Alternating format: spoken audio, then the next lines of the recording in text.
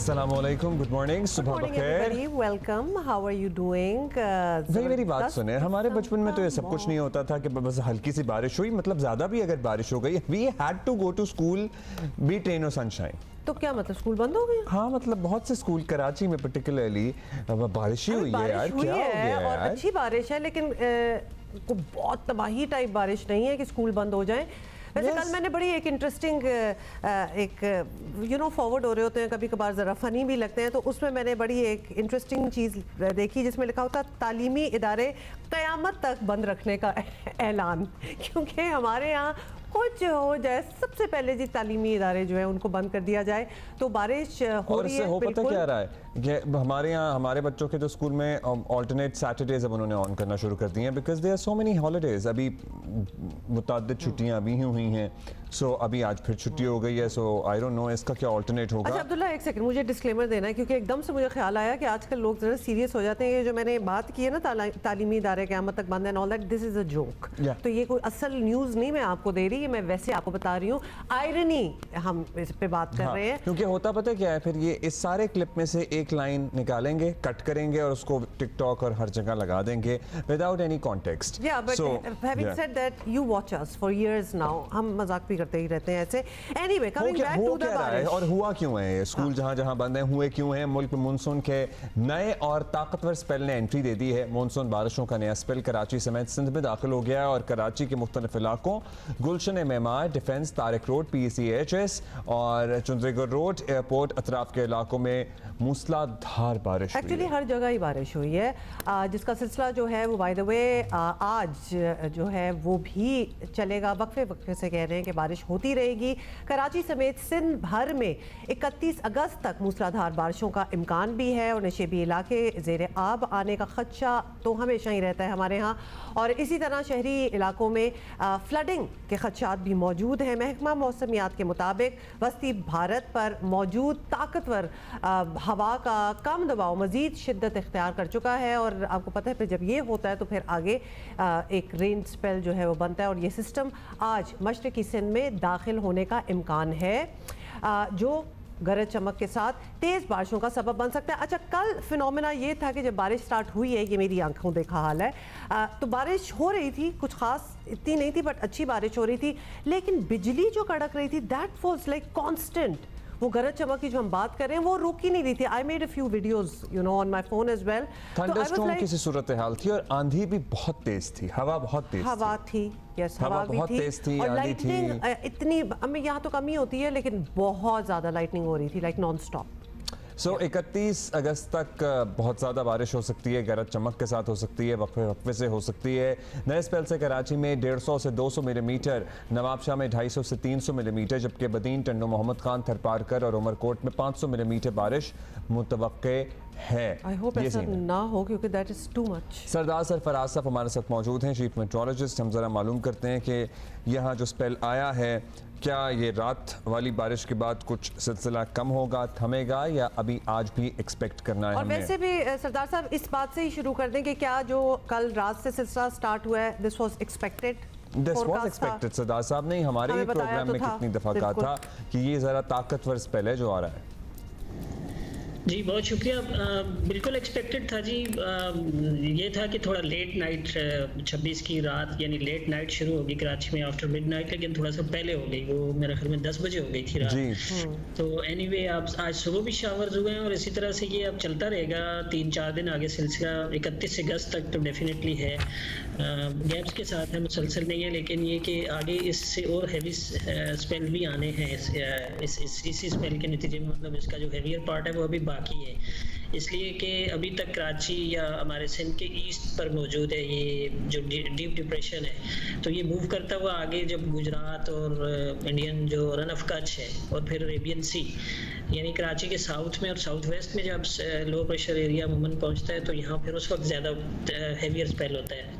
तो इसलिए मतलब ये जैसे कराची के साउथ में पहुंचेगा, कहीं देखिए कल पहुंचेगा मेरे ख्याल में कराची के साउथ में यानी नॉर्थ ईस्ट अरेबियन सी के ऊपर, तो फिर जाहिर है कि कल से अनवर्ड यानी आज रात से अनवर्ड आप कह सकते हैं, और कल या कल से फिर अगले जो 3 दिन होंगे उसमें हेवीएस्ट पार्ट इसका अच्छा सरदार साहब, अक्सर हम आपसे बात करते रहे हैं, ओवर द इयर्स भी करते हैं, इस बार भी समटाइम्स थिंग्स आर एक्सपेक्टेड लेकिन वो फिर मौसम मुड़ जाता है, इधर उधर हो जाता है। हमने बारिशों के हवाले से देखा था, इस स्पेल में भी ये हो सकता है कि फोरकास्ट तो है कि it can be a very heavy spell, लेकिन हवाएं बादलों को कहीं उड़ा कर ले जाएं, कुछ ख़त्म भी होना स्टार्ट हो जाए, कुछ ऐसा भी हो सकता है।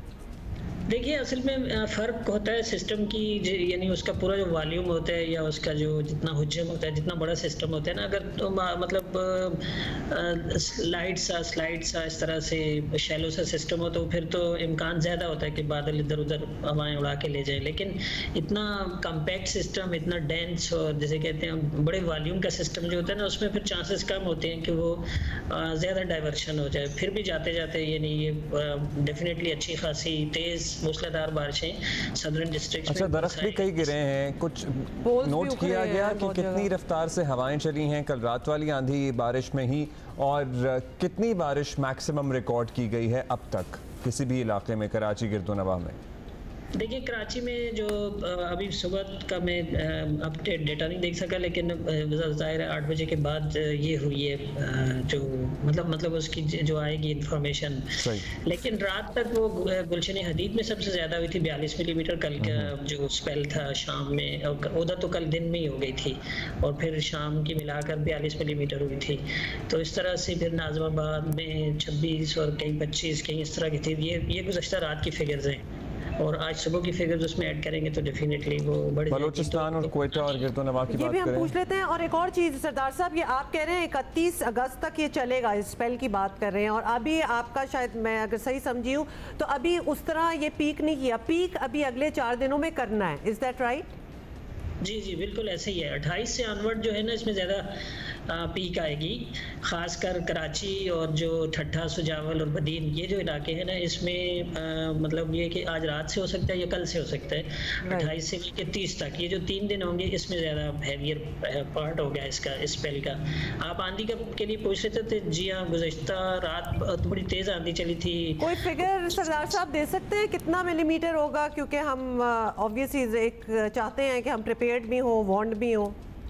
देखिए इसमें पूरे स्पेल में कराची में मेरे ख्याल में 150 मिलीमीटर से ऊपर हो जाएगी, 150-200 के दरमियान, एनीवेयर बिटवीन 150 और 200 मिलीमीटर हो सकती है कराची में। और इसी तरह से दूसरे जो डिस्ट्रिक्ट्स हैं, खासकर बदीन, ठट्ठा सुजावल और टंडा मोहम्मद खान वगैरह, और फिर हैदराबाद तक पे भी, यानी हैदराबाद से नीचे जितने डिस्ट्रिक्ट्स हैं, या आप ज़्यादा उससे कहें तो नवाबशाह से के साउथ में जितने डिस्ट्रिक्ट्स हैं सिंध के, इन तमाम में बहुत हेवी स्पेल है। और फिर नॉर्थ में निस्बतन कम है तो वहाँ भी अच्छी बारिश है, लेकिन as compared to southern districts Hyderabad Thatta के विजुअल्स भी हम चला रहे हैं, वहाँ बहुत बारिश हुई है कल भी। अब ये बताइएगा सरदार साहब, बलूचिस्तान में आपको पता ही है पहले इंफ्रास्ट्रक्चर को ख़ास नहीं है, अमन व अमान की सूरत हाल भी अबतर है, फिर बारिश भी हो रही है, वहाँ क्या एक्सपेक्ट किया जा रहा है? क्वेटा, गिरदोनवा, बलूचिस्तान के कौन कौन से इलाके हिट होंगे इस स्पेल से?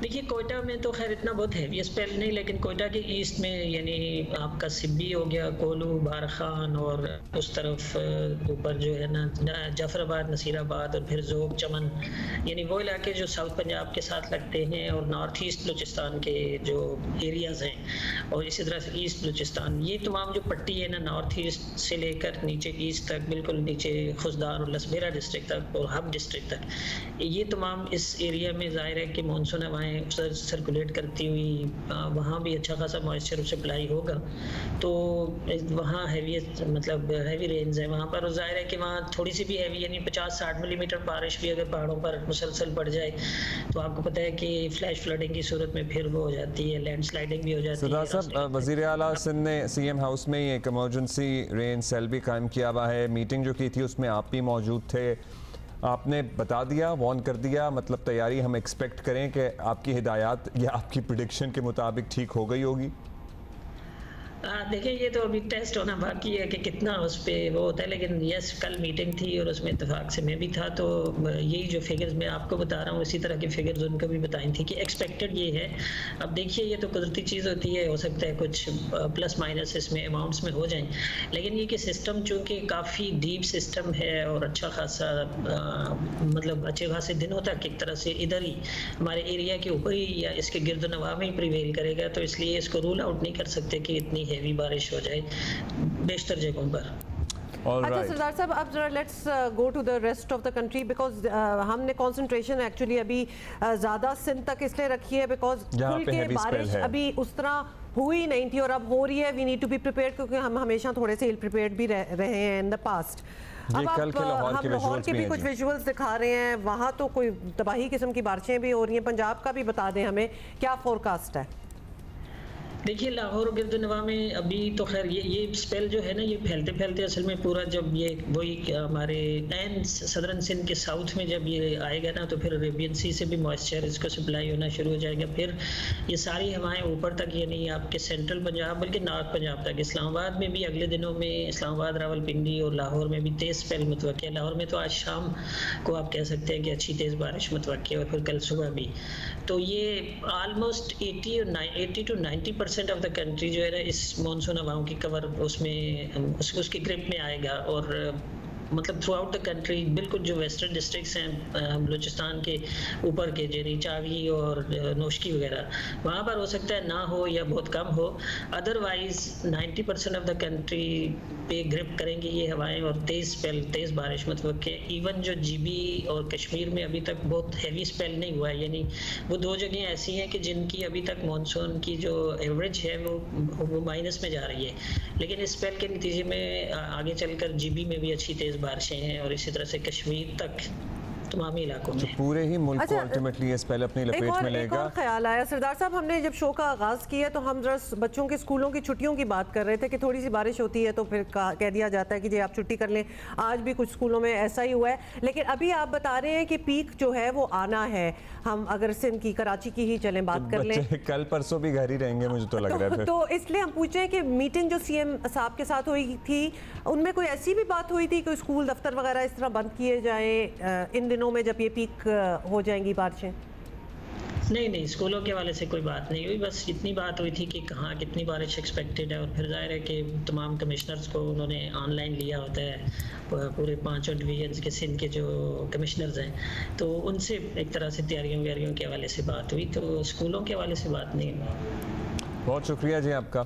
Thank you for warning us, for updating us with all what is going on in the weather system. बारिशें तो हैं और बहुत ज़्यादा बारिशें हैं और ठीक ठाक स्ट्रॉन्ग स्पेल है ये जो कहीं नहीं जा रहा और इसका सिलसिला हमने कल रात से शुरू होता हुआ देखिए। सरदार सरफराज साहब हमारे साथ होते हैं ओवर द इयर्स, हमें फोरकास्ट और फोरवॉर्न करते रहते हैं, लेकिन बाकी एहतियाती मेजर्स जो हैं वो तो हम आपको बार बार याद दिलाते रहते हैं। ये कुछ विजुअल्स देखें, यानी इतनी तेज़ हवाएं भी हो जाती हैं कि दरख्त उखड़ रहे हैं, पोल्स जो हैं जिन पे साइन बोर्ड्स वगैरह लगे होते हैं वो उखड़ रहे हैं। तो वंस अगेन आपको दोबारा से याद दिलाएं कि जब ऐसा मौसम हो तो don't try to take shelter under trees, या इनफैक्ट कोशिश करें घर से बाहर आप ना हो, क्योंकि इंसान फिर इतनी बारिश हो जाती है कि कभी कभार घर वापस आना भी मुश्किल हो जाता है। तो ये सारी चीज़ें जब घर वापस आएँ तो बेल बजाते हुए एहतियात करें, क्योंकि मतलब आपके जहन में नहीं रहता एट टाइम्स, और सुबह फिर आपको हल्का सा करंट का झटका लगता है तो आपको पता लगता है कि जो घंटी आपने घर के बाहर लगाई हुई है, ये सारी चीज़ें एग्जैजरेशंस नहीं है। We have seen disasters happen in the past, और बहुत पुरानी बातें भी नहीं। कहने वाला था कि मोबाइल पर रब्ता कर लें घर वालों से, क्योंकि मोबाइल भी सिग्नल्स पर बस बमुश्किल ही भेजें, बमुश्किल ही भेजें। मुझे समझ में नहीं आ रहा था कि जो भी ज़ाहिर एक्टिविटी थी वो सब ख़त्म हो गई, बखैर आफियत हो गया और सब कुछ। उसके बाद किस चीज़ का इंतज़ार था कि रात 12:30, पौने 1, 2 बजे तक भी मोबाइल सिग्नल्स नहीं आए थे। I wonder what was happening. अच्छा, बिल्कुल आपने बड़ा अच्छा एक्चुअली वॉर्न भी कर दिया। हमने कुछ विजुअल्स भी दिखाना चाहते हैं आपको, और हमने आपको बताया है हैदराबाद में भी बहुत ज़बरदस्त किस्म की बारिश हुई है। जब हम ज़बरदस्त और ऐसे वर्ड्स यूज़ करते हैं तो समझ जाएं हम कह रहे हैं कि बहुत ज़्यादा हमारे पास ना वो नंबर्स आ गए हैं जिसकी फिगर हम बात कर रहे थे ना सुबह, वो डेटा इकट्ठा हो रहा होता है और बाय द टाइम वो हम बात कर रहे थे वो इकट्ठा हो गया है। कल से आज सुबह तक सबसे ज़्यादा कराची कराची के अतराफ में बारिश, कायदाबाद में 52 मिलीमीटर रिकॉर्ड की गई है, गुलशन हदीद में 46, नॉर्थ कराची में 30, सुरजानी टाउन में 25, शारा फैसल 16, किमाड़ी में 16 मिलीमीटर बारिश रिकॉर्ड की गई है, यूनिवर्सिटी रोड पर 15.6, कोरंगी में 14.6, हर जगह तो हर जगह हुई है बेसिकली ये बारिश। एक और चीज़, as we were looking at the visuals from Hyderabad Thatta, तो बारिश है, ठीक है, लोगों का दिल चाहेगा एंजॉय करें तो वो घर में बैठ के पकौड़ों वाली एंजॉयमेंट कर लें, बाहर ना जाएं, बच्चे खास तौर पे जहाँ पानी भर जाता है, मतलब ओल्ड स्टोरी बट डिजास्टर हर साल हम देखते हैं, ओपन मैनहोल्स होते हैं, वो गिर जाते हैं, करंट आ जाता है, ये सारे हमारे चैलेंजेस हैं दीज आर। और ये ना समझें कि जी इतने सालों से हो रहे हैं अब तो ठीक हो गया होगा, नहीं, ठीक होते भी हैं लेकिन रहते भी हैं, so just be very careful. Ali Naeem है हैदराबाद से, वो बता रहे हैं हमें कि अभी क्या सूरत हाल है वहाँ पे। जी बिल्कुल, हैदराबाद में गुज़िश्ता रोज़ वक्फे से होने वाली बरसात के बाद अब भी शहर के मुख्तलिफ इलाकों से बरसाती पानी का निकास नहीं हो सका है। इस वक्त मैं स्टेशन रोड पर मौजूद हूँ और आप देख सकते हैं कि यहाँ पर सड़क की क्या सूरत हाल है। इस वक्त भी यहाँ से बरसाती पानी का निकास नहीं हो सका है। इसके अलावा अगर बात की जाए क्लाथ मार्केट के एरियाज़ की, फ़कीर के पेड़ के एरियाज़ की, तो वहाँ पर भी बरसाती पानी का निकास नहीं हो सका है, जिसकी वजह से ताजरों को काफ़ी मुश्किलात का सामना करना पड़ रहा है। इसके अलावा नशेबी इलाके हैदराबाद के, चाहे वो तालका कासमाबाद के हों या लतीफ़ाबाद के हों, चंद एक मकामात पर वहाँ पर भी पैचेस की सूरत में पानी जमा है, बरसाती पानी का निकास नहीं हो सका है। महकमा मौसमियात का ये कहना है कि हैदराबाद के अंदर सिटी के इलाकों में महज 13 मिलीमीटर और एयरपोर्ट के इलाकों में 8 मिलीमीटर बारिश रिकॉर्ड की गई है। इस सारी सूरत हाल पर शहरियों को यही तशवीश है कि महकमा मौसमियात की जानिब से हैदराबाद के अंदर 31 तारीख तक बरसातों की पेशगोई की गई है और अगर ऐसी सूरत हाल में बिजली का यही निज़ाम रहा तो हैदराबाद के शहरियों को इंतहाई अजियत का सामना करना पड़ेगा, क्योंकि हैदराबाद के अंदर जो निकासी आपका सारा का सारा दारोमदार है वो पंपिंग स्टेशन पर है और पंपिंग स्टेशन बिजली पर ही मुनहसिर है। अगर पंपिंग स्टेशन नहीं चलते हैं तो हैदराबाद के शहरियों को इंतहाई वर्स्ट कंडीशन का सामना करना पड़ सकता है। जी, ये सूरत हाल है और सिंध के और दीगर मुल्क के शहरों की सूरत हाल भी हम आप तक पहुँचाएँगे कि क्या तैयारी है। पर्टिकुलरली तैयारी की बात करेंगे कि भाई अब बारिश की पेशगोई तो हो रही थी, वो भी हो गई है, बारिश का सिलसिला भी शुरू हो गया है। तैयारी क्या है?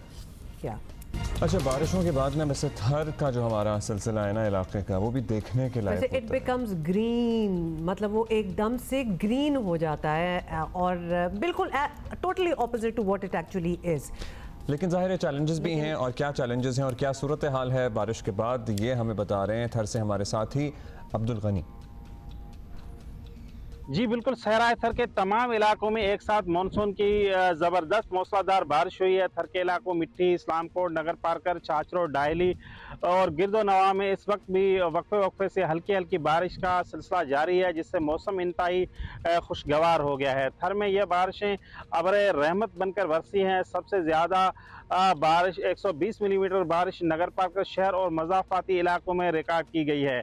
इन बारिशों से सहराए थर में जहाँ खुश्क रेतीले टेलों ने सब चादर ओढ़ ली है, वहाँ नगर पार्कर शहर में वाक़ई अहम सियाहती मकाम कारुंजर पहाड़ से नहरों की रवानी जारी हो गई है और यह पानी मुख्तलिफ मकामात पर बने गए स्मॉल डैम्स में जमा हो रहा है, जिससे इलाके मकीन इंतहाई खुश दिखाई दे रहे हैं।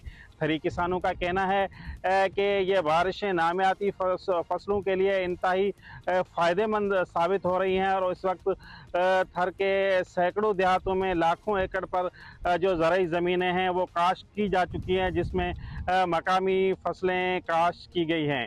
ताहम थर पार्कर के मुख्तलिफ इलाकों में रवां हफ्ते के दौरान महकमा मौसमियात की जानिब से तेज़ बारिशों की भी पेशगोई की गई है, जिसकी पेश नज़र ज़िले इंतज़ामिया की जानिब से मुख्तलिफ नशीबी इलाकों का दौरा किया गया और वहाँ पर बसने वाले मकीनों को हंगामी तौर हालात में मुतबादिल और महफूज मकामात पर मुंतकिल होने का अलर्ट भी जारी किया गया है। Did you see the place, मतलब ग्रीन, जहाँ हमारे कॉरेस्पॉन्डेंट खड़े भी हैं, पीछे ग्रीन है, otherwise you do not expect that from थर पार्कर एट ऑल। थर पार्क के जो पहाड़ी सिलसिले हैं वहाँ पे नदी नाले मतलब वो पानी से भर गए हैं, आबशारें फूट पड़ी हैं, इमेजिन कीजिए, ब्यूटीफुल।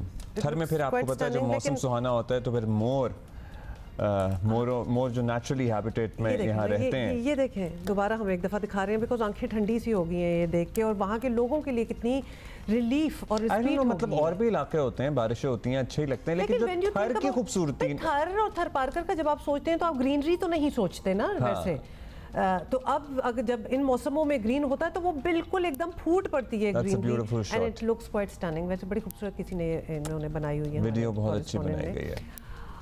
ओके, बस इतनी तक ही रहे और इसके आगे ना हो, वरना फिर वो एक अच्छा जी।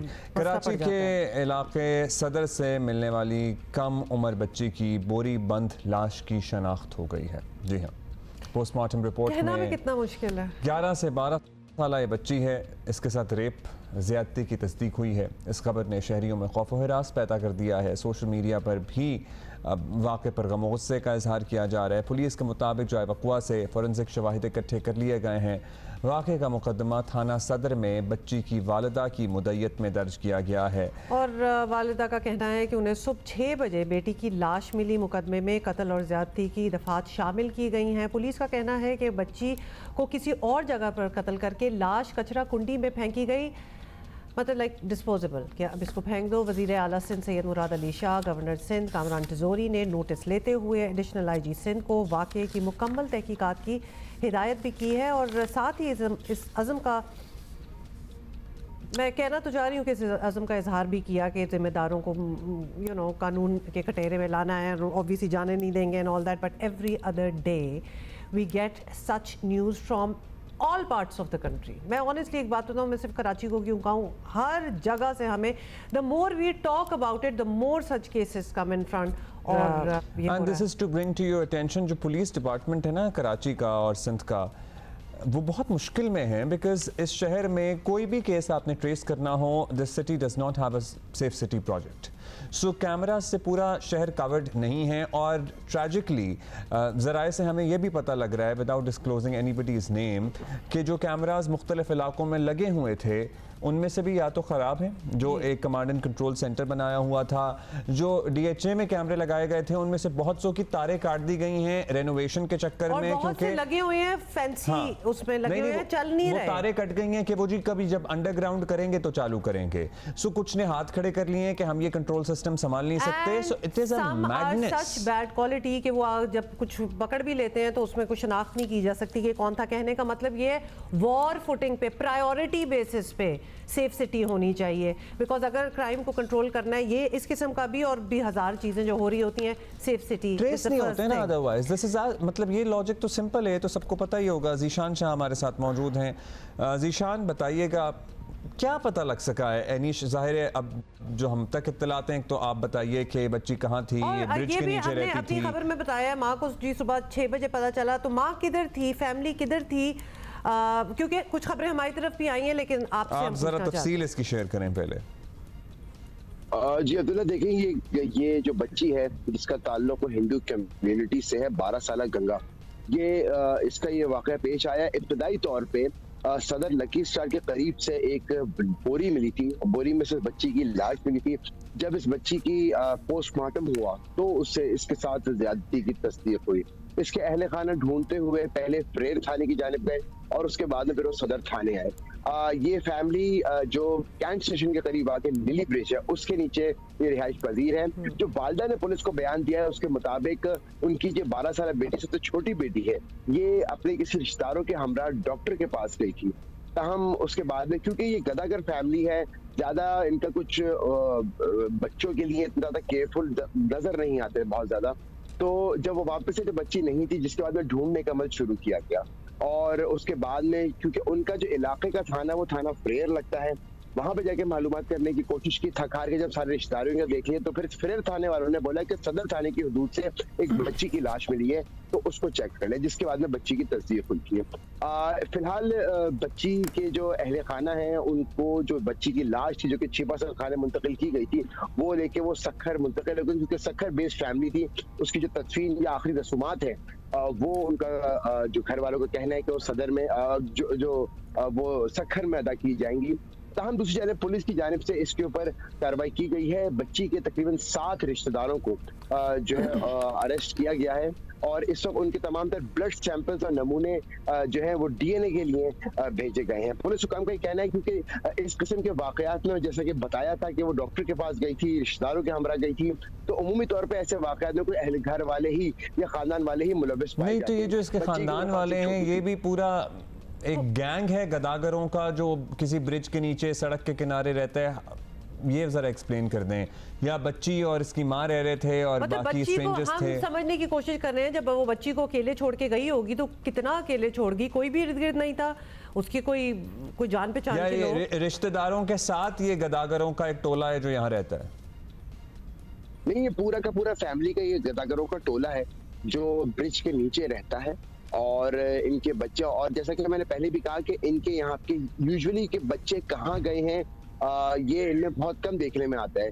आपने अक्सर और बेशतर सिग्नल्स में देखा होगा कि छोटी उम्र के बच्चे बच्चियां जो भीख मांग रहे होते हैं वो भी ये उसी टाइप की कुछ फैमिली बताई जा रही है और तभी लिली ब्रिज के नीचे रहते थे। और ये बस आखिरी बात की तस्दीक हुई है कि जब बच्ची इब्तदाई तौर पर अपने रिश्तेदारों के हमरा गई थी डॉक्टर के पास, वहां से वापस नहीं आई, उसके बाद में इसको ढूंढने का अमल शुरू किया गया। तो ये प्योरली ये गदागर फैमिली है, हिंदू कम्युनिटी से इसका ताल्लुक है। गंगा बच्ची का नाम था। अच्छा ज़ीशान, एक और चीज बता दें कि कोई सीसीटीवी फुटेज किसी मूवमेंट की आई है, क्योंकि खबर तो तब पता चली है जब बोरी में लाश मिली है, उससे पहले अब ट्रेस किया होगा कि कहाँ ये कोई बोरी फेंक के भी तो गया होगा ना, कोई बोरी फेंक के गया हो, कुछ पता चला है? देखिए बिल्कुल, जो मेरी पुलिस हुकाम से बात हुई, जो इन्वेस्टिगेटर से बात हुई, उनका कहना है कि जो ये पॉइंट है, क्योंकि कुछ चीजें वक्त से पहले रिवील नहीं की जाती क्योंकि इससे खदशा होता है कि मुलजिम फरार हो सकता है। जो पूरा रूट है ये, क्योंकि सदर कैंट स्टेशन और जहां से लाश मिली है इन दोनों जगहों में इतना ज्यादा डिस्टेंस नहीं है, तो यहाँ के, और ये यूजुअली इन क्योंकि इसमें कुछ एरिया रेड जोन का भी आता है, तो काफी सारे ऐसे एरियाज है जहाँ पे ऑलरेडी कैमराज लगे हुए हैं। पुलिस ने अभी तक ये बात रिवील नहीं की है, लेकिन काफी सारा जिस टाइम से बच्ची गायब हुई है या निकल के गई है तो वहां की सीसीटीवी कैमरा फुटेजेस जमा इकट्ठा करने का अमल शुरू कर दिया गया है। और कुछ कहना कबल इस वक्त होगा, तभी इसी शक्कू और शुबहात पे इसके फैमिली वालों को जो 7 अफराद है उनको हिरासत में लिया गया है और उनके डीएनए सैंपल्स कराया गया। पुलिस और फाइनली ज़ीशान ये भी बता दें कि ये डीएनए सैंपल्स की रिपोर्ट्स कब तक आ जाएंगी? देखिए यूजुअली डीएनए सैंपल्स की रिपोर्ट तकरीबन 10 से 15 दिनों में आती है और उसके बाद में, क्योंकि बच्ची के सैंपल्स डेली गए थे, तस्दीक हो गई थी, तो उसके बाद में जो डीएनए रिपोर्ट्स हैं क्योंकि जाम शोरा भेजी जाती है, तकरीबन 10 से 15 दिनों में इसकी रिपोर्ट्स आती है। उमूमी तौर पे जल्द भी किया जाए तो हफ्ते से 1.5 हफ्ता लगता है। उसके शुक्रिया आपका ज़ीशान, मतलब व्हाट अ ट्रेजेडी। ये बच्चे आगे द नंबर ऑफ गदागर that we see around, I don't know it has doubled और ट्रिपल्ड। आप शाम के, पर्टिकुलरली शाम के औकात में किसी भी सिग्नल पे खड़े हो जाएं, एक यलगार होती है लोगों की, एक यलगार है जो आपको एट टाइम्स, मैं तो कहता हूँ, हिरास करते हैं। सिग्नल क्या, आप किसी खाने पीने के स्पॉट पे खड़े हो जाएं तो वहाँ कहीं भी खड़े हो, ग्रोसरी स्टोर के बाहर, as much as you feel harassed because there are so many of them, इनके साथ क्या हो रहा है, इनकी अपनी क्या हालात हैं, इट्स अ ट्रेजेडी। मतलब ये एक मैसिव ट्रेजेडी है और उनमें हम छोटे छोटे बच्चे भी देखते हैं, हम कुछ उम्र की बच्चियां भी देखते हैं, जो कि मेरा तो खैर दिल हिल जाता है कि why are they even on the roads. वैसे बच्चा हो या बच्ची हो, बात तो एक ही है कि सारों के साथ ही एक नया ट्रेंड जो शुरू हुआ है ना, वो मुजस्समे बन के खड़े होने का। ठीक है, आप बड़े हैं, आपका अपना फैसला है। उन मुजस्समे बन के खड़े होने में जिसपे मुंह पे पेंट और वो सारा जो भी केमिकल्स हैं लगाए होते हैं, उसमें 5, 6, 7 साल के बच्चों को भी एक स्टैचू बना के खड़ा किया हुआ होता है, जिसकी अपनी सर्टनली कोई विल नहीं होती होगी, लेकिन उसकी सेहत के लिए अगर वो इसमें इतनी छोटी उम्र से ये केमिकल और स्प्रे पेंट का इंटेक करेगा, सो आई वंडर कि उसकी क्या बनेगा उसका। और हमें पता है कि इसका काउंटर, वो उनसे अगर हम बात करें तो यही होगा कि हमारी इतनी मजबूरी है, हम इतने गरीब हैं कि हम कहाँ जाएं। It's a cycle which is a very tragic also cycle. गदागरी एक पेशा भी है, वो तो है, that's also a reality, mafia भी है, वो तो है। So एक ब्रेक लेते हैं, उसके बाद हाजिर होते हैं। वेलकम बैक जी। स्टेट बैंक ऑफ पाकिस्तान ने 10 रुपए से लेकर 5,000 रुपए तक के तमाम करेंसी नोट तब्दील करने का फैसला किया। अब इसमें फिर फेक न्यूज़, डिसइंफॉर्मेशन इतनी आ जाती है। ये खबर दुरुस्त है, मगर जब भी करेंसी तब्दील करने की बात होती है तो लोगों के जहनों में, और लोगों के जहनों में सवालात पैदा होने लगते हैं कि भाई जितने मुँह इतनी बात हो रही है ना, कुछ लोग कह रहे थे 5,000 का नोट खत्म किया जा सकता है, ऐसा कुछ नहीं हो रहा। चंद माह में नए नोट मार्केट में आ सकते हैं, लेकिन स्टेट बैंक की तरफ से कहा गया है कि इसमें अभी वक्त लगेगा। कितना ये भी नहीं बताया गया। Governor State Bank Jameel Ahmed ने वाज़ह किया कि 5,000 का नोट ख़त्म करने का कोई प्लान नहीं है, लेकिन डिज़ाइन तब्दील होगा। कागज़ की करेंसी के बजाय एक्सपेरिमेंटल तौर पर एक नोट प्लास्टिक का भी मुतारिफ करवाया जाएगा। प्लास्टिक करेंसी के सिक्योरिटी फीचर्स पायदार साबित हुए तो मुस्तकिल फिर वही करेंसी नोट इस्तेमाल होंगे। जैसे कि बहुत दूर नहीं जाते, आप UAE जाएँ तो अब उनके सारी करेंसी जो है वो प्लास्टिक की हो चुकी है। Actually it's fascinating. एक तो ट्रांसपेरेंट भी होती है, फिर वो जलती भी, जला नहीं सकते, फटती नहीं है, वो नोट अच्छा ड्यूरेबल रहता है। सो वी नीड किसी और के पान की पीक अगर लगी हो वहां से वहां तो नहीं होता मसले। कोई हार्ट्स नहीं बने होते, कुछ पे कोई टेलीफोन नंबर नहीं लिखे होते। गीले कपड़े से साफ भी कर दें तो साफ हो जाएगा। मतलब वो एक हेल्थ हैजर्ड नहीं बन जाते गंदे करेंसी नोट। मतलब ये नहीं कि आप अपने वॉलेट में डाल के करेंसी अगर हाथ पे लग गई है तो उसके बाद भाग के जाके आपको हाथ धोने पड़ेंगे, वो जरा साफ साफ ही रहती है। सो plastic content in the paper जो है ना वो बढ़ाने का प्लान है। अब वो क्या सब में होगा, किस तरह होगा, ये सारा कुछ ज़ाहिर है जानने की कोशिश करेंगे। रियाज आंडी हमारे साथ हैं, हमारे साथ ही। अच्छा, सबसे पहले तो ये सारी आपने भी सुन ली होंगी रूमर्स के क्या होगा, डिज़ाइन तब्दील या फिर कल से सारे नोट ख़त्म हो जाएंगे, 5,000 का नोट ख़त्म हो जाएगा। मतलब बहुत सी बातें हो रही हैं, तो वजाहतें भी आ रही हैं। आप बताएं कि क्या हो रहा है और नोट क्यों तब्दील किए जा रहे हैं और कब से होंगे, ये सारी बैकग्राउंड दें हमें ज़रा। जी देखें, बिल्कुल ये खबर इस साल जनवरी में आई थी जब स्टेट बैंक ऑफ पाकिस्तान ने कहा था कि वो अपने तमाम करेंसी की जो डिनोमिनेशन है, तमाम करेंसी नोट है, उनके डिज़ाइन को चेंज करेंगे।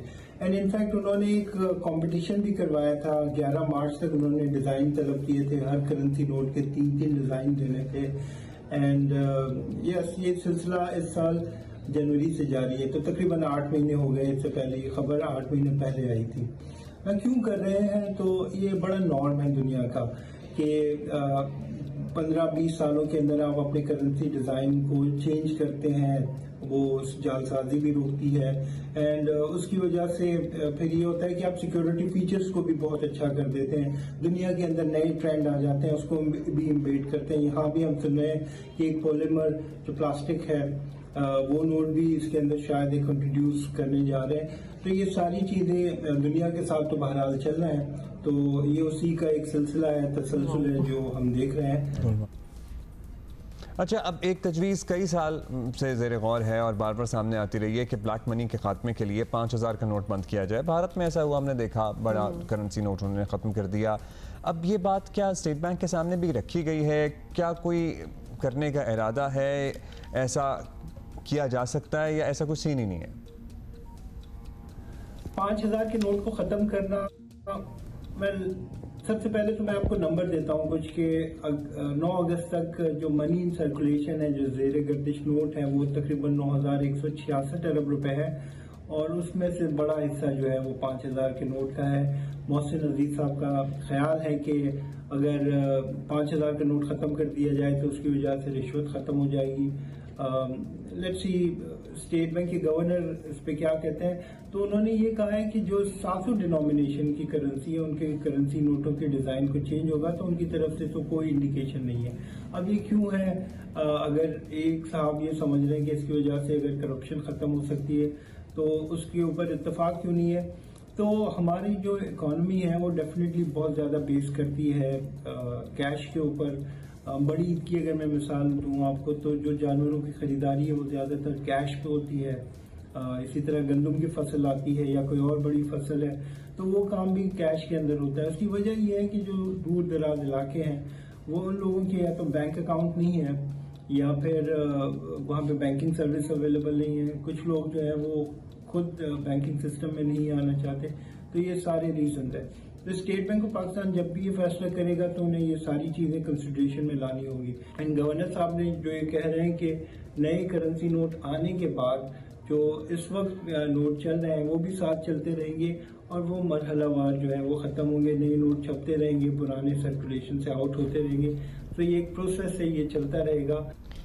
सो मरहलावार ये सिलसिला होगा, नेचुरली स्टेप फेज वाइज ही होता है, एकदम से तो क्लियर होगी ना कि it's not going to happen like overnight tomorrow, it will gradually happen और फिर it may take a few years actually कि टोटल पूरी करेंसी जो है वो तब्दील हो जाए। इन द पास्ट हमने अपनी ही मतलब एक्सपीरियंस किया है एक करेंसी नोट चेंज प्रोसेस खुद से।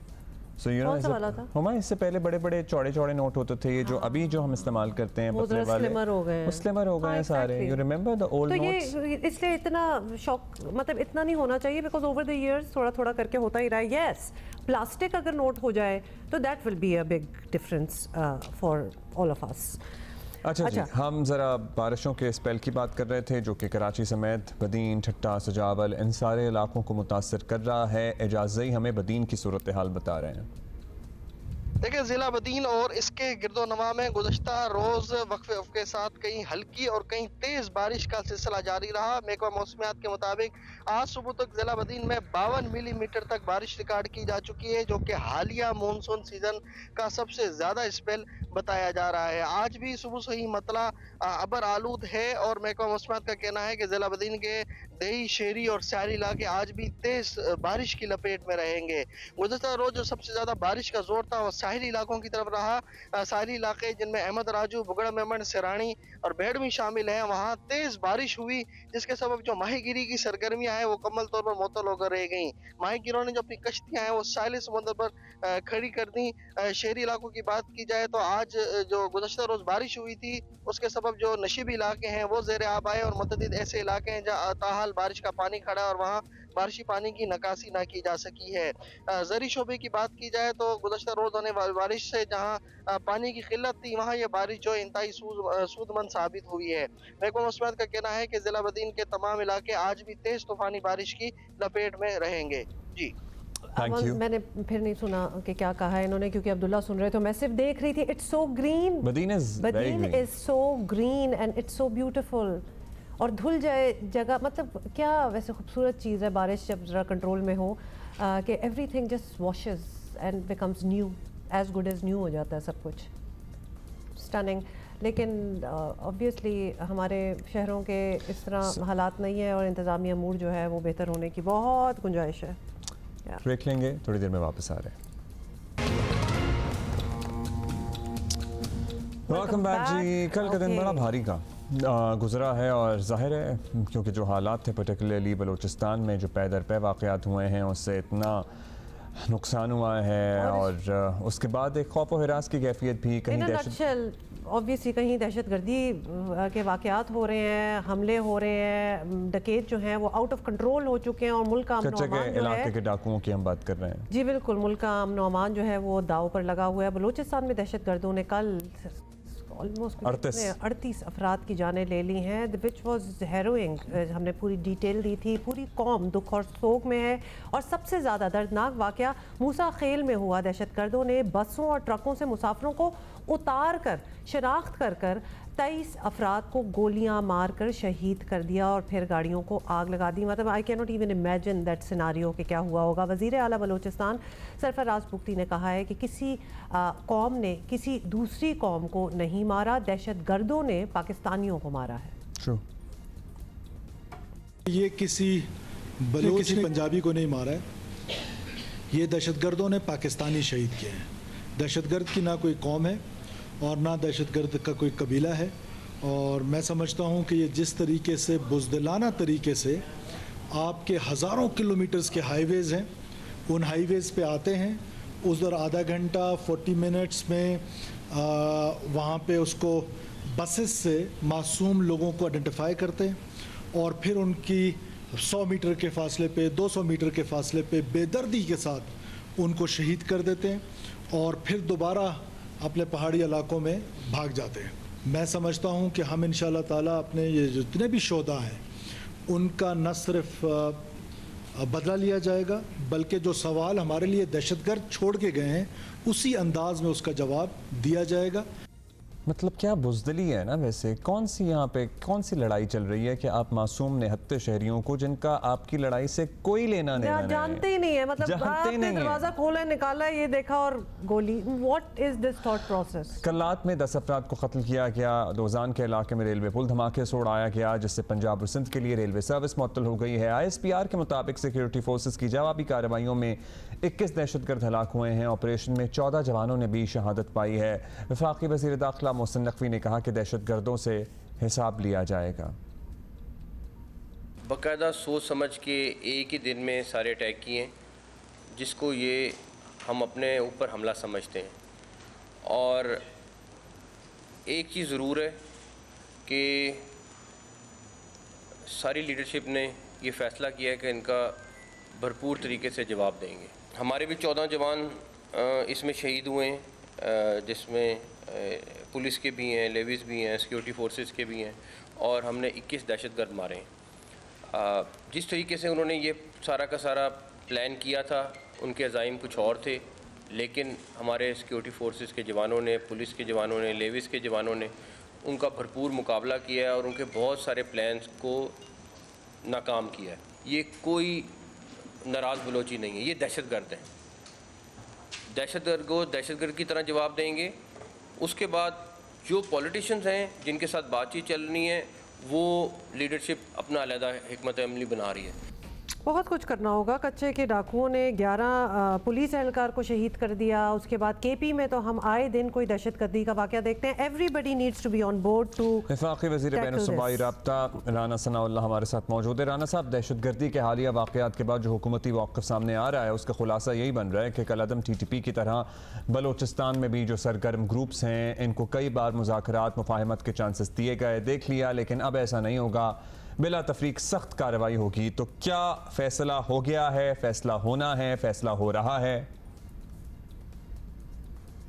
तालिबान से मुतल्लक भी काफ़ी अरसा तक जो है वो हमारी एक इज्तमाही या कौमी सोच जो है वो तकसीम रही, गुड तालिबान में और बैड तालिबान में, और फिर हमारे एक तबका जो है वो उनका हामी रहा। और ये फिर सूरत हाल बदली उस वाक़े के बाद जो APS जो आर्मी पब्लिक स्कूल में जो इंतहाई जो है वो सफ़ाकाना और इंतहाई जो है वो दर्दनाक वाक़या हुआ जिसमें बच्चों को शहीद किया गया। तो उसके बाद फिर जब कौमी सोच जो है वो क्लियर हुई तो उसके बाद जो है वो फिर दहशतगर्दी के ख़िलाफ़ जो इक़दाम थे वो भी कामयाबी से जो है वो हमकनार हुए। अब ये जो बलूचिस्तान का मसला है इसके ऊपर भी जो है ये कि जी ये नाराज़ बलोच हैं, ये इलाकाई मसला है, ये सियासी मसला है। मेरा ख़्याल है कि कल के वाक़यात जो हैं उनसे अब हमारी ये इज्तिमाई और कौमी सोच जो है वो पूरी तरह से हमें क्लियर कर लेनी चाहिए। इसके ऊपर अगर डिबेट की ज़रूरत है तो वो भी कर ली जाए कि ये दहशतगर्दी है, ये कोई नाराज़ बलोच नहीं है और ये कोई सियासी मसला नहीं है, ना कोई इलाकाई मसला है, ये सिर्फ़ और सिर्फ दहशतगर्दी है। और इस दहशतगर्दी के पीछे बैरूनी क़ुव्वतें हैं, हमारे जो दुश्मन मुल्क हैं, हमारे जो हमसाया में बैठे मुल्क हैं जो हमारे साथ या हमारे वजूद को जिन्होंने तस्लीम ही नहीं किया पिछले जो है वो 70-75 सालों से, वो इन चीज़ों के पीछे हैं। तो इसलिए ये दहशतगर्दी है और इसे उसी अंदाज़ में जो है वो इसका कलाकुमा और इसके ख़िलाफ़ एक्शन होना चाहिए जिस तरह से जो है वो बाकी दहशतगर्द तंजीमों के ख़िलाफ़ हुआ है। राना साहब, यही तो हम पूछना चाह रहे हैं कि करना क्या है, क्योंकि बलूचिस्तान में ये सब हो रहा है, खैबर पख्तूनख्वा में दहशतगर्द जो हैं वो रोज़ाना हमले कर रहे हैं, पंजाब सिंध में कच्चे के डाकू जो हैं वो बिल्कुल बेकाबू हैं, लेकिन मुल्क भर में ऐसी सूरत हाल तो अभी तक वफाक को कोई ग्रैंड प्लान बना लेना चाहिए था, हमें ये लग रहा है। क्या इस वक्त कोई नेशनल सिक्योरिटी कमेटी का इजलास या ऐसी कोई और मीटिंग वगैरह नहीं बुला लेनी चाहिए थी ऑन इमरजेंसी वॉर फुटिंग? देखिए, नेशनल सिक्योरिटी कमेटी की मीटिंग बिल्कुल होगी, इससे पहले भी जो है वो होती रही है, बल्कि एक ख़ास वक्फे के बाद जो है वो कमेटी बड़े तसलसल के साथ जो है वो मिलती है।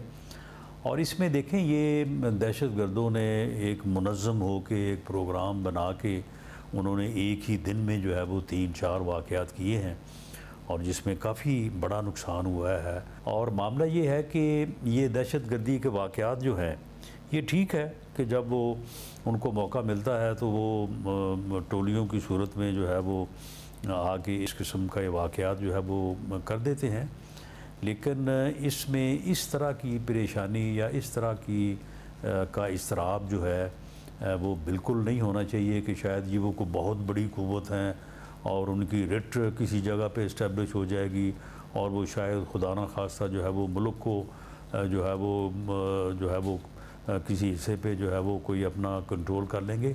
ऐसी कोई बात नहीं है, कतन उनमें ना उनकी इतनी तादाद है ना उनमें इतनी क़ुव्वत है।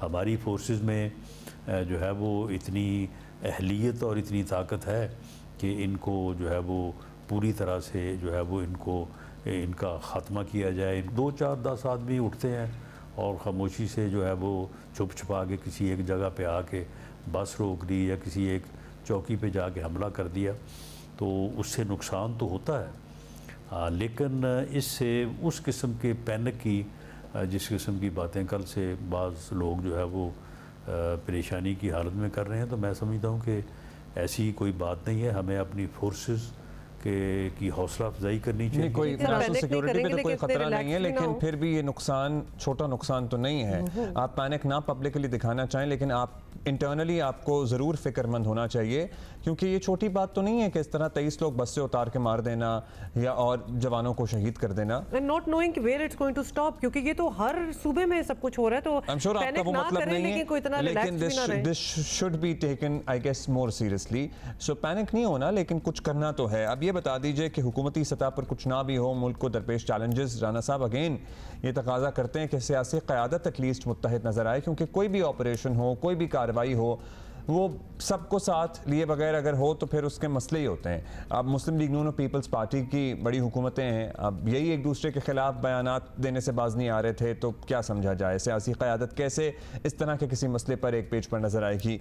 ये बता दें, ये जो अभी पिछले दिनों चल रहा था, आप सीज़ फायर कराने में कामयाब हो गए जो मीटिंग्स हुई थी उसके बाद? जी देखें, कोई पीपल्स पार्टी और PMLN के दरमियान कोई फायरिंग नहीं हो रही थी। देखिए, सियासी जमातें हैं, सियासी कारकुन हैं, अगर वो बयान भी ना दें तो फिर और क्या करें? तो ये इस हद तक जो है वो मेरा ख़्याल है कि इसे एज़ यूजुअल जो है वो लेना चाहिए। ये बयान वगैरह जो है वो होते रहने चाहिए, होते रहेंगे।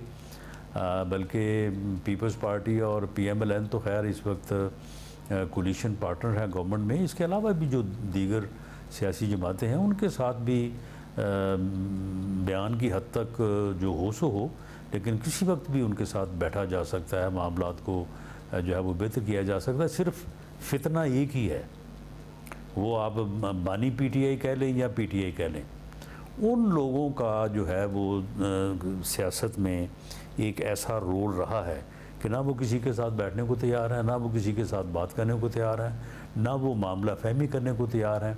जब वो बरसे इक़्तिदार थे तो उनका एक ही नारा था कि मैं किसी को नहीं छोड़ूंगा, और जब वो अपोजिशन में है तो फिर वो कहते हैं कि जनाब अगर मैं हूँ तो पाकिस्तान है, अगर मैं नहीं हूँ तो पाकिस्तान नहीं है।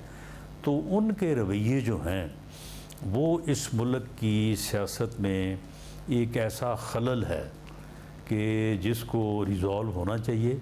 बाकी इसके अलावा कोई सियासी जमात भी ऐसी सोच नहीं रखती कि वो किसी के साथ बैठ ना सके या मामला फहमी ना कर सके या कौमी अमूर और कौमी मामलात जिनमें सबको सर जोड़ के बैठने की ज़रूरत है उसके ऊपर जो है वो मुतफिक ना हो। राना साहब, जब आप कहते हैं ना सबको बीच में they have to put in their part, तो फिर ये भी सब में काउंट होते हैं जिनको आप फितना कह रहे हैं, क्योंकि ये सियासी हकीकत तो है ना, एक सूबे में हुकूमत है ऑल टुगेदर, तो मुल्क और ऑब्वियसली और जिस हालात से मुल्क गुजर रहा है उसमें अगर ये भी अगर नेम कॉलिंग होनी है तो हम क्या तवक्को कर सकते हैं कि क्या हमारी कोऑर्डिनेशन होगी, एक पेज पे हम किस तरह आएंगे? ये सारी चीज़ें तो हम इस चीज़ से आगे नहीं बढ़ रहे अगर हम नेम कॉलिंग ही करना स्टार्ट हो जाए। आप ये बताएं कि अगर मुज़ाकरात करने हैं, कोई इंगेज करना है, सारे स्टेक होल्डर्स को ऑन बोर्ड लेना है, तो फिर इनको भी साथ लेके ही आपको चलना होगा। और अब नहीं तो कब? इस पार्टी को साइडलाइन नहीं कर सकते।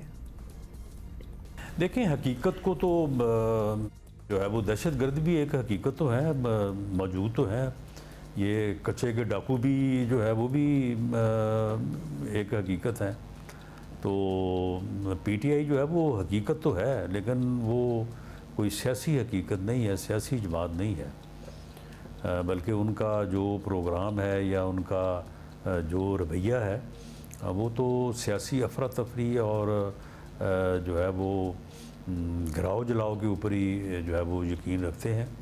तो उनके साथ जहाँ तक बैठने वाली बात है, हमने तो जब वो हमारे ख़िलाफ़ झूठे केसेस कर रहे थे, हमने तो उस वक्त भी उनको कहा था कि जी आएँ बैठें, चार्टर ऑफ इकॉनमी करें, चार्टर ऑफ डेमोक्रेसी पे साइन करें, आए हम आपके साथ रियासत और इस मुल्क के लिए बैठने को तैयार हैं।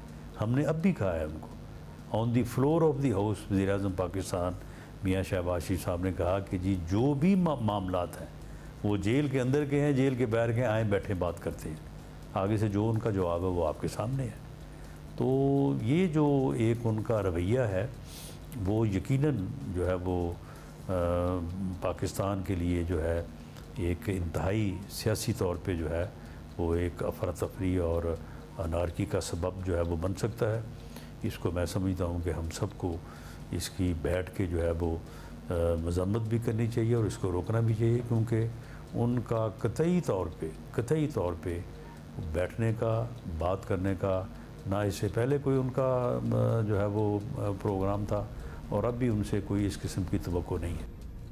राना साहब बहुत बहुत शुक्रिया, लेकिन फिर हो गई बात। मतलब अगर किसी को ये कह के इनवाइट किया जा रहा हो कि आएँ जी मुज़ाकरात की टेबल पे आएँ, उस फितने को भी बुला लो, अगर टर्मिनोलॉजी ही हम नहीं बदल सकते तो हमने क्या करना है? और दहशत दिखा रहे हैं, हमने पूरे वो किस्से बता दिए। जो दहशतगर्दी नहीं कर रहे उनको तो बीच में दहशतगर्द ना बनाएं।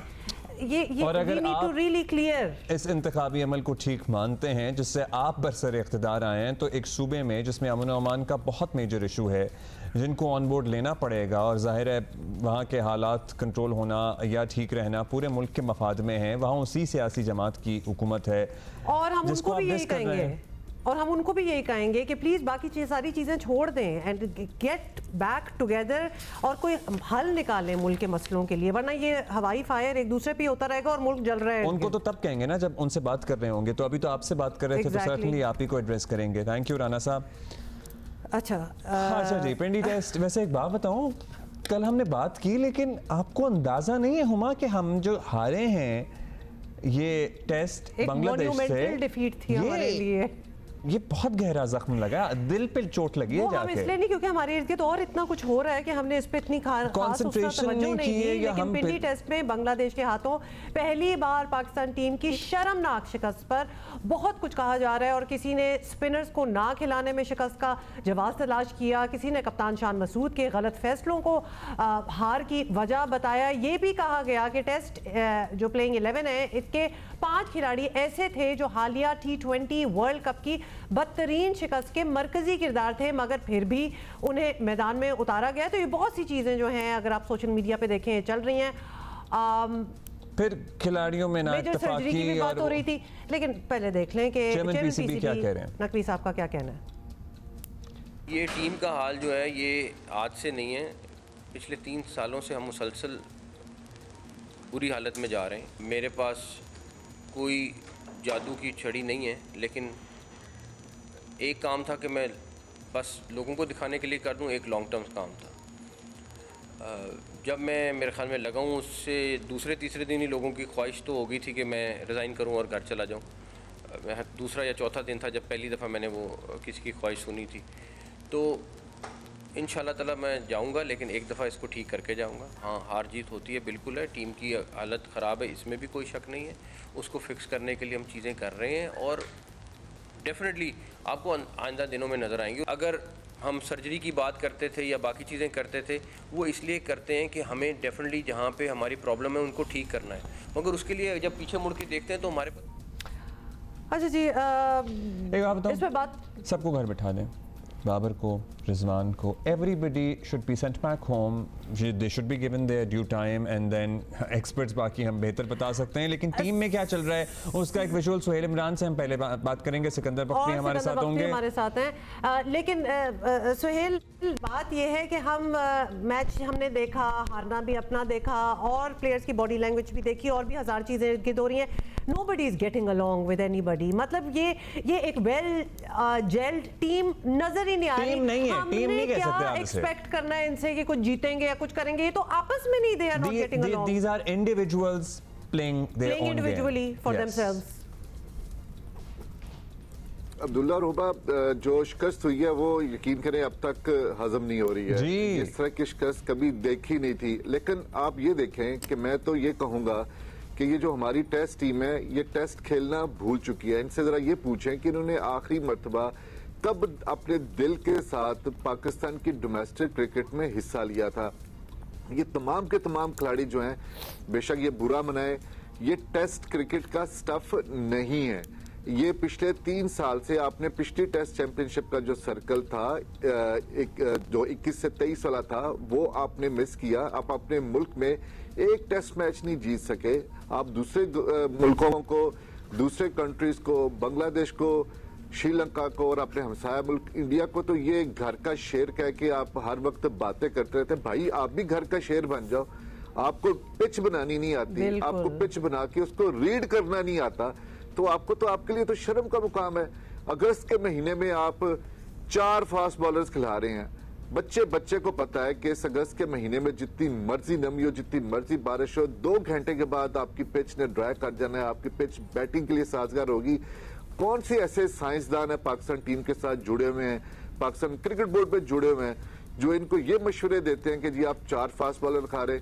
जेसन गिलस्पी साहब आए हैं, आप उनको अच्छी पिक्चर तो दिखाएं, आप उनको बताएं तो सही। आपने फॉरेन का जो एक लेके आए हैं आप क्यूरेटर, वही क्यूरेटर बांग्लादेश को पिक्चर तैयार करके उनको अपने मुल्क में वक्ते डालता रहा। इंडिया को, बांग्लादेश, उसको श्रीलंका, ऐसा लगता है पीछे से सब जो है ना हमारे खिलाफ ही चल रहा है। हम जो भी बंदा लेके आते हैं, it doesn't work out for us. Why does it not work out for us? ये नहीं समझ में आ रही बात। सिकंदर, एक और चीज, क्योंकि आई एम सॉरी, हमें ये लगना था क्योंकि परफॉर्मेंस इतनी जीरो है कि उस पर क्या बात करनी है। हमें लगता है कंसंट्रेशन जो है ना स्टेटस सिंबल पे चली गई, और being a part of the national team, lifestyle, following, मतलब जो बातें हैं उनसे हम बिल्कुल दूर निकल गए हैं। अच्छा हुमा, एडिंग टू दैट, अभी सोहेल बात कर रहे थे कि जी हम टेस्ट का स्टफ नहीं है। इंडिया भी तो खेलता है, क्या उनके यहाँ हमसे ज्यादा ग्लैमर है ना, हमसे ज्यादा पैसा है। बाकी मुल्कों में भी तो T20 क्रिकेट होती है, हम वहां भी ग्लैमर है। हमारा ऐसा कौन सा ग्लैमर और पैसा है T20 का कि हम बेसिक्स ही खत्म कर गए हम अपनी। आप अपनी कंडीशंस के मुताबिक जो है वो पिचेस बनाते हैं। अब इंडिया अपनी कंडीशंस के मुताबिक पिचेस बनाता है, एक फास्ट बॉलर खिलाता है, 3-3 उन्होंने स्पिनर्स खिलाए हुए हैं। इंडिया, ऑस्ट्रेलिया को उन्होंने वक्ता डाला हुआ था, इंग्लैंड को उन्होंने वक्ता डाला हुआ था। अब आप देखिएगा उनका सीजन स्टार्ट होने वाला है। जी अभी आएंगे सोहेल भाई, आपके पास हमारे साथ ही रहे। Sikandar, your thoughts on the discussion so far that we had. देखें, सोहेल ने दिल की बात मेरी कह दी है।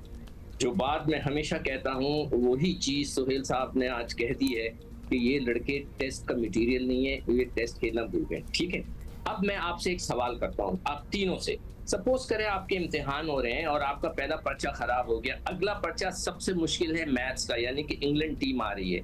फिर उसके बाद उर्दू का पर्चा यानी कि चैंपियंस ट्रॉफी, जो 3-4 इम्तिहानों के बाद आएगी।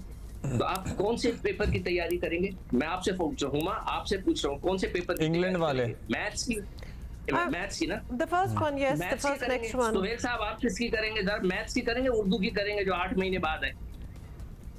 नहीं, उसकी नहीं करेंगे। The next task, yes, the immediate next task. हाँ, तो वही ना, जो नेक्स्ट वन जो आ रहा होगा। हाँ, तो अभी तो 6 महीने पड़े। अगला जो आपका मुकाबला है इंग्लैंड से टेस्ट मैच का है, और आप वनडे मैच करा रहे हैं। आप जो ये 5 आपने मेंटोर जमा कर लिए हैं, जिनमें से आधे फेल हो चुके हैं ये काम में। मिसबा फेल, वकार यूनुस जो है उनको बड़ा शौक है हमेशा DIG, फिर SHO, अब होम मिनिस्टर बन गए थे, फिर SHO बन गए। आपका सकलैन फेल। बताइए, सिर्फ सरफराज और शोएब मलिक हैं जो पहली दफा। भाई आप 4 रोजा क्रिकेट कराएं। आप कह रहे हैं मैं कंप्यूटर से, अभी मैं कल तो सुन नहीं सका, वो भी माशाल्लाह से नकवी साहब का ही डिपार्टमेंट है, कल इंटरनेट नहीं चल रहे थे, मैं तो कुछ नहीं सुन सका। अभी मैंने सुबह बैठ के उनका प्रेस कॉन्फ्रेंस सुनी, वो कहते हैं कंप्यूटर से हम सिलेक्शन करेंगे। वकार यूनुस उनके पास है, मैं उनसे कहता हूं कि वकार यूनुस से पूछिए वो कैसे सेलेक्ट हुए थे। आंखों से देखकर सेलेक्ट हुए थे।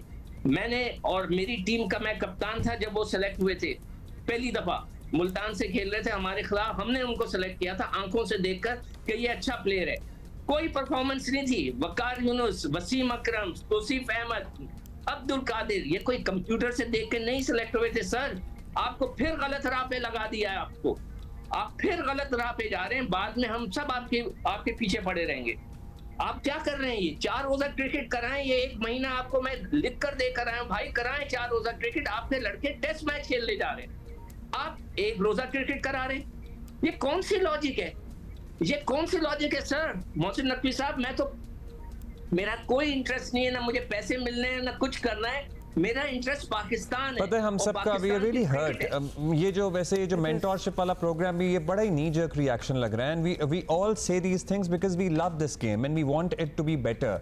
और जाहिर है हम इसीलिए गुफ्तगू भी करते हैं। अब सिकंदर ये बात बताइएगा, अपेरेंटली अभी सोहेल कह रहे थे ना कि हमारा मटेरियल नहीं है। हम मटेरियल क्यों नहीं रहे टेस्ट का? मतलब हमने क्या, हम ग्लैमर की बात करते हैं, T20 क्रिकेट की बात करते हैं, सब में पैसा होता है। इंडिया से ज़्यादा, इंडिया में तो हमसे कहीं ज़्यादा ग्लैमर है ना, उनके यहाँ हमसे कहीं ज़्यादा ये चीज़ें होती हैं। मतलब फिर भी वो तो जिस भी फॉर्मेट में आए, they gel in, they fit into it and they perform. Abdullah, Sohail ने बिल्कुल सारी बातें बता दी हैं। कोई लड़का इंटरेस्ट ही नहीं ले रहा। पिछले साल वो कह रहे थे, अभी मैं सुन रहा था उनको कि हमारे पास पीछे कोई है ही नहीं। तो क्यों नहीं इंटरेस्ट ले रहा, ये बताएं ना। इंसेंटिवाइज नहीं है इतनी ज्यादा 4 रोजा क्रिकेट, क्यों इंटरेस्ट क्यों नहीं है? और हम मुड़ के उन्हीं लोगों को, पैसा नहीं है उसमें सर। देखें, यही तो मैं कह रहा हूँ, पैसे का मसला है ना। फिर 4 ओवर कराते हैं, $50,000 लेकर आ गए, $20,000 लेके आए, तो उनको कोई शौक नहीं है। ये शौक क्रिकेट बोर्ड पैदा करेगा ना। पिछले साल मैं बार बार बता रहा हूं कि वेबसाइट पे नकवी साहब आप जाके देख लें, पूरे लड़कों की डेटा मौजूद है, परफॉर्मेंस मौजूद है। कोई लड़का नहीं खेला है, 4 लड़के खेले, मैं बार बार उनका नाम लेता हूं। सायम खेला है, इब्रार खेला है, अब्बास अफरीदी खेला है, इरफान खान नियाजी खेला है। सिकंदर, बात ये है, सिकंदर और सोहेल, बात ये है कि ये आयरॉनिक बात है, जब आप अच्छा परफॉर्म करते हैं और कोई भी जिंदगी में फील्ड हो आपकी, आप डॉक्टर हो, टीवी एंकर हो, स्पोर्ट्स में हो, व्हाटएवर, आप अच्छा परफॉर्म करते हैं और आपको रिवॉर्ड मिलता है इन व्हाट यू अर्न। यहाँ उल्टा हो रहा है, इन्होंने अच्छा परफॉर्म किया, इतने रिवॉर्ड मिलना स्टार्ट हो गए, बस रिवॉर्ड पे कंसंट्रेशन चली गई और परफॉर्मेंस जीरो हो गई। एंड सोहेल, ये फास्ट बॉलर्स की परफॉर्मेंस पे बहुत बात हो रही है कि जी वो उसके इश्यूज हैं, उसके सर्टनली इश्यूज हैं। हमारे पेसर्स की स्पीड कम हो रही है। फिर हमने एक वो क्लिप भी देखा, मुझे नहीं पता उसका क्या कॉन्टेक्स्ट है, क्या बैकग्राउंड है। वो शाहीन खड़े हुए थे, है वो क्लिप, शाहीन खड़े हुए थे, कप्तान ने उनके कंधे पे हाथ रखा हुआ था, जाहिर है, और उन्होंने वो हाथ जरा परे कर दिया, पीछे कर दिया। जाहिर है कोई और वजह भी हो सकती है, we don't want to speculate, लेकिन क्या चल रहा है टीम में भाई? सिर्फ 1 मिनट लूंगा 2 बातें करने के लिए कि जिस तरह भी आपने कहा कि क्यों डोमेस्टिक क्रिकेट नहीं खेलते, या जिस तरह सिकंदर भाई ने कहा कि डोमेस्टिक क्रिकेट में 4 रोजा क्रिकेट होनी चाहिए थी। अब आप ये देखें कि ऑस्ट्रेलिया ने इस सीजन में इंडिया के खिलाफ 5 टेस्ट मैचेस की सीरीज खेल ली है।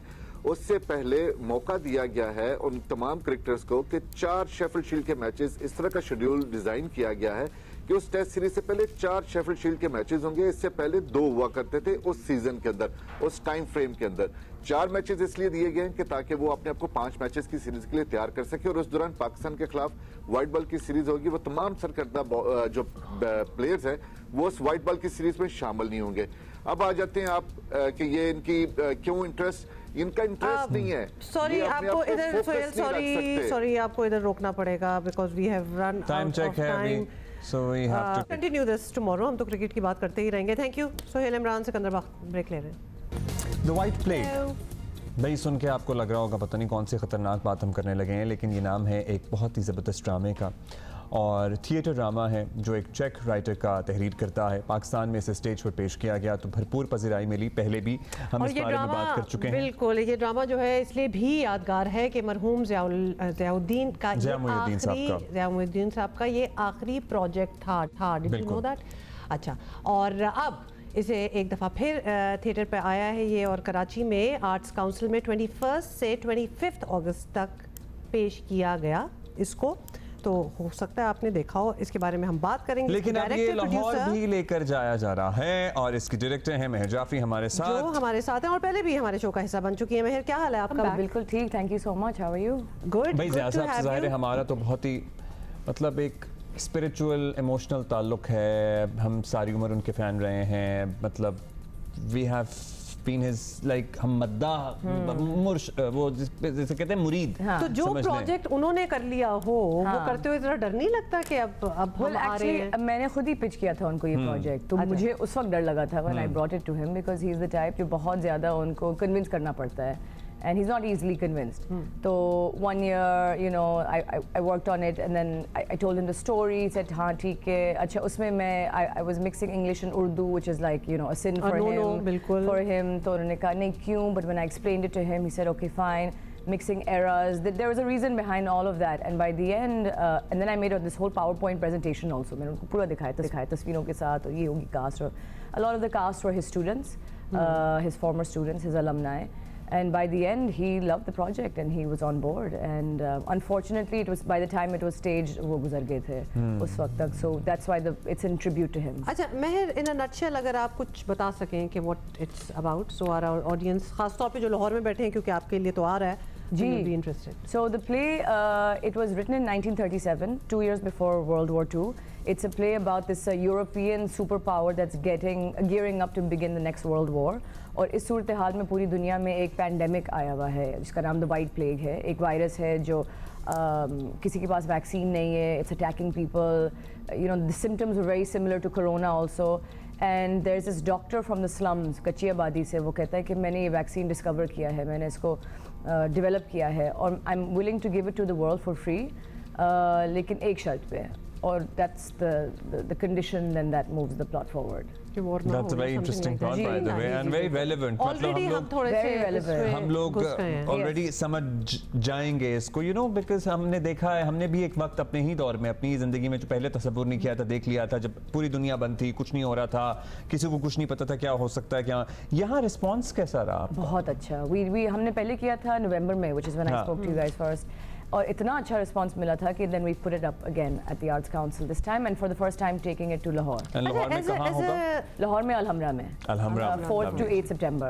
4th to 8 September in Alhamra. हम आपको याद दिलाते रहेंगे, लेकिन मेहर ये ज़रूर बताएं as a director, producer, obviously you have your hand on the pulse of the people कि वो क्या देखना चाहते हैं। हम उस तरफ हैं कि हम ज़्यादा मीनिंगफुल, सीरियस कंटेंट जो है, और ख़ासतौर पे थिएटर में बैठ के, क्योंकि लाइव हम देख रहे हैं, हम उठ के भी नहीं जा सकते, पॉज भी नहीं कर सकते, बिल्कुल। तो अब वो हमारा patience level, understanding, we are there. So I do like to do projects जिसमें मैं खुद उसमें मतलब that are relevant to me, that are important to me, but as a theatre director I do say आपकी पहली responsibility होती है आपकी ऑडियंस की तरफ, आपको इनको एंटरटेन करना है, आपने उनको बोर नहीं करना है, आपने उनको मतलब उनको ग्रिप रखना है कि वो वहाँ बैठे रहे और करना है। तो उसमें सब कुछ है, इसमें सैटायर का जॉनरा, मतलब उस पर सैटायर हम लेके आए हैं, तो इट्स अ कॉमेडी, तो आप हंसते हंसते हंसते उन टॉपिक्स के ऊपर आप वो गुजरते हैं जो एक्चुअली बहुत फिर एंड में आपको हिट करती हैं और बहुत रेलेवेंट होती हैं और आपको सोचने पे मजबूर करती हैं, but you are laughing throughout the whole thing. अच्छा, you are laughing throughout. It's a hilarious satire actually, and our actors are some of the best actors in Pakistan. We have Fawad Khan, Saad Zameer, Kashif Hussain, Samhan Ghazi, Napa के और ensemble cast उसमें।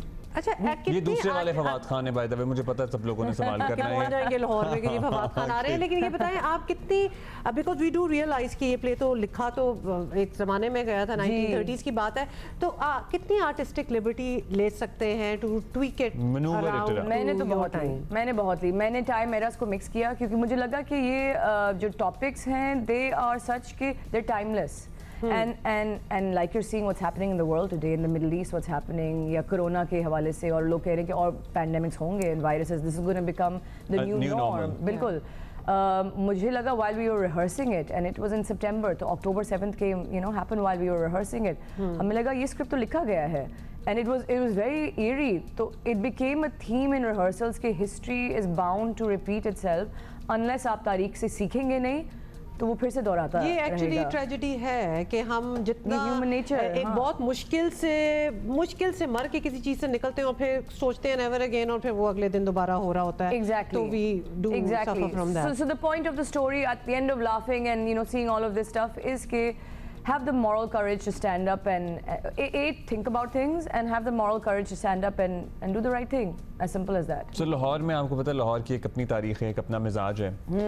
फिर लाहौर में theatre के लिए लाहौर की बड़ी खिदमत है, अजोका से लेकर रफ़ी पीर से लेकर, फिर लाहौर का जो अपना टिपिकल जो पंजाबी थिएटर है उसकी भी एक बहुत बड़ी वाइडर ऑडियंस है। So लाहौर में जाने के लिए आपने कुछ चेंजेस किए हैं या सेम चीज़ आप लेके जा रहे हैं? थोड़ा सा डर लग रहा है because I've worked as an actor in Lahore. मैंने खुद अलहमरा में परफॉर्म किया है, I think बहुत पहले, almost 8-9 years ago.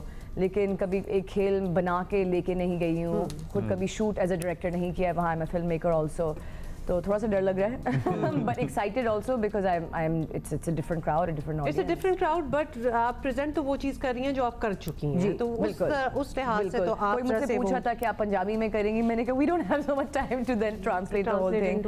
उर्दू में ही होगा, भी गुड आल्सो, क्योंकि पंजाबी में सैटायर का एक और लेवल जी बिल्कुल होता है। अच्छा जी, ये उर्दू प्ले है जी, और इसमें अंग्रेजी भी कहीं कहीं है, जाहिर है कहीं जिस तरह आपकी हमारी आम जिंदगी होती है बिल्कुल वैसे ही है। सो अगर आपको नाम से लग रहा था कि अंग्रेजी प्ले है तो ये अंग्रेजी प्ले नहीं है। The white plague Lahore Alhamra arts council में 4 से 8 सितंबर को आपने देखने जाना है।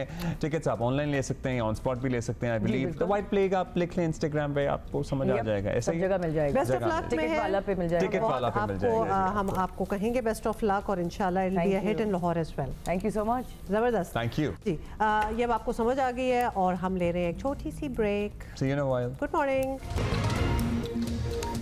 भाई मौसम की बात करेंगे, बहुत बारिश की पेशगोई की जा रही है, अभी बहुत हो सकती है।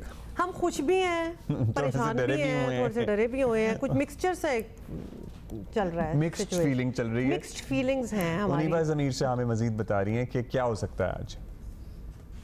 रात में कराची के अक्सर मकामात पर कहीं तेज़ बारिश हुई और कहीं मुतदल शिद्दत की बारिश हुई। अब तक सबसे ज़्यादा जो बारिश रिकॉर्ड की गई वो कायदाबाद के इलाके में 52 मिलीमीटर रिकॉर्ड की गई, जबकि कहा जा रहा है कि स्टील टाउन में 46 मिलीमीटर के करीब बारिश कल से अब तक रिकॉर्ड की गई है।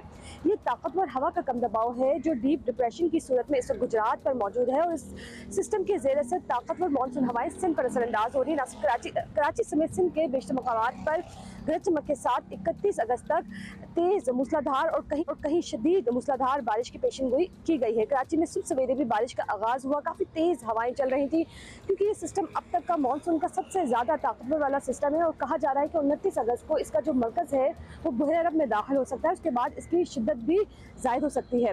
कराची समेत सिंध के जो नशेबी इलाके हैं वहाँ पर अर्बन फ्लडिंग का भी खदशा जाहिर किया गया है क्योंकि ये सिस्टम बहर अरब में आएगा तो इसलिए समंदर में भी तुग़यानी रहेगी। कहा जा रहा है कि 31 अगस्त तक जो माहिगीर हैं सिंध और बलोचिस्तान के वो समंदर में जाते हुए एहतियाती तदाबीर इख्तियार करें और कोशिश करें कि समंदर में गहरे समंदर में ना जाए।